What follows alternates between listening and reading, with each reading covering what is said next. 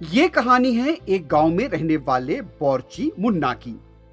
آس پاس کے گاؤں میں کوئی بھی تقریب ہوتی تو منا کو پکوان کے لیے بلوایا جاتا۔ ایک دن گاؤں کے مکھیا کے گھر میں شادی کی تقریب تھی۔ مہیش نے تقریب کے لیے بہت ہی لذیذ پکوان تیار کیا۔ تقریب ختم ہونے کے بعد گاؤں کے مکھیا نے مہیش کو بطور تحفہ مٹھائیاں دیں۔ کام سے فارغ ہونے کے بعد منا جنگل سے ہوتا ہوا لوٹ رہا تھا۔ جنگل میں اندھیرا بڑھنے لگا۔ یہ راستہ منا کے لیے انجانا نہیں تھا۔ وہ اندھیرے کی پرواہ کیے بغیر بڑھتا رہا۔ کچھ فاصلہ طے کرنے کے بعد جب وہ املی کے درخت کے پاس پہنچا، اچانک چڑیل اس کے سامنے آ گئی۔ تم بالکل صحیح وقت پر آئے ہو۔ میں صبح سے بھوکی ہوں، بہت دن ہو گئے انسان کا گوشت کھائے۔ چڑیل کو دیکھ کر منا کو ذرا بھی خوف نہیں ہوا۔ اس نے جواب دیا، ارے وہ احمق، اگر تم مجھے مار دو گی تو آئندہ اس راستے سے کوئی نہیں گزرے گا۔ اگر تم چاہو تو میرے گوشت سے زیادہ لذیذ و ذائقہ دار مٹھائیاں کھا سکتی ہو۔ اچھا، مٹھائیاں ذرا بتاؤ تو صحیح جلدی۔ منا نے پوٹلی کھولی اور مٹھائیاں چڑیل کے سامنے رکھ دی۔ یہ دیکھو، لڈو، روٹ، پورن پوری، پیڑے اور امرتی۔ ان لذیذ مٹھائیوں کو دیکھ کر چڑیل بولی۔ اچھا، تو دو مجھے سے، بہت ہی لذیذ نظر آ رہے ہیں۔ چڑیل نے پوری مٹھائیاں ہڑپ لی۔ بہت ہی لذیذ تھے، ختم ہو گئے کیا؟ اگر تمہیں اور چاہیے تو میں اور بھی لے آؤں گا، لیکن میں ٹھہرا غریب آدمی، ان مٹھائیوں کو بنانے کے لیے مجھے بہت سارا سامان چاہیے۔ اچھا، اس کے لیے پیسے چاہیے۔ چڑیل فوری درخت میں موجود غار میں گئی اور 2 مٹھی بھر سونے کی اشرفیاں لے آئی اور پھر اسے منا کے حوالے کر دیا۔ مٹھائی کی تھیلی سونے کی اشرفیوں سے بھر گئی۔ اگر تم روز میرے لیے اسی طرح ذائقے دار اور لذیذ مٹھائی لاؤ گے تو میں تمہیں سونے کی اشرفیاں دوں گی۔ یہ کہہ کر چڑیل وہاں سے چلی گئی۔ منا نے راحت کی سانس لی اور اوپر والے کا شکر ادا کرتے ہوئے گھر لوٹ آیا۔ گھر پہنچ کر اس نے سونے کی اشرفیاں اپنی اہلیہ کے سامنے رکھ دی اور اسے پورا ماجرا سنا دیا۔ پہلے تو منا کی اہلیہ چڑیل سے اپنے شوہر کی جان بچنے پر خوش ہو گئی۔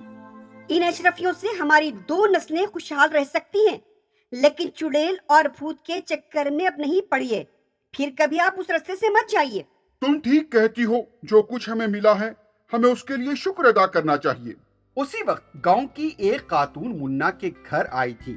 وہ منا کو پکوان کے لیے بلوانا چاہتی تھی۔ اس نے منا اور اس کی اہلیہ کی پوری باتیں سن لی اور سونے کی اشرفیاں دیکھی۔ گھر آ کر اپنے شوہر سے کہا، سنو جی، وہ احمق منا اس چڑیل کے پاس نہیں جائے گا اب۔ میں تمہیں لڈو، پیڑے اور دوسری مٹھائیاں بنا کر دیتی ہوں۔ تم کل رات مٹھائیاں لے کر چڑیل کے پاس چلے جاؤ اور سونے کی اشرفیاں لے کر آؤ۔ چڑیل کے پاس سونے کے سکے لینے کا یہ بہترین موقع ہے۔ بیوی کی بات سن کر ساگر بہت خوش ہوا۔ اگلے روز صبح ساگر کی بیوی نے مٹھائی کا پورا سامان منگوایا۔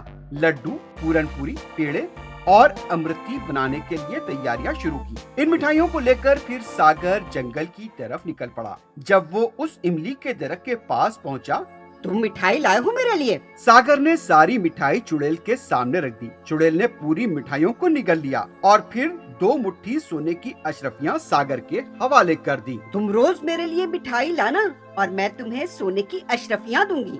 ساگر اور سونے کی اشرفیاں چاہتا تھا، لیکن وہ منا کی طرح ہمت والا اور دلیر نہیں تھا۔ جب تک چڑیل اس کے سامنے تھی، اس کے پسینے چھوٹ رہے تھے۔ ساگر وہاں سے گھر آیا اور بیوی سے کہنے لگا، دیکھو جی، یہ تو بہت ہی منافع کا کام ہے، لیکن میں دوبارہ اس چڑیل کا سامنا کرنا نہیں چاہتا۔ ساگر کی اہلیہ نے سوچا اور پھر کہا، چڑیل درخت کے غار سے سونے کی اشرفیاں نکال کر دیتی ہے۔